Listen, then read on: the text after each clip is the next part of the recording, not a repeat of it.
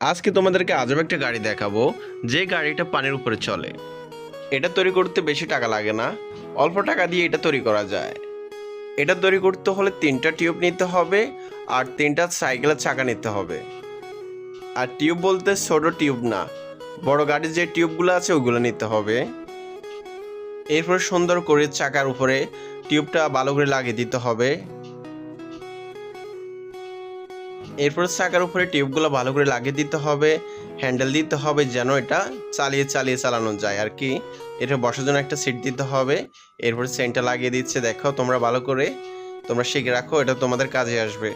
Ready হয়ে গেছে, দেখো এটা কিভাবে পানির উপরে চলে। ওয়াও, বেশ অসাধারণ হয়েছে, দেখো কিভাবে চলছে। ওহ, দারুণ।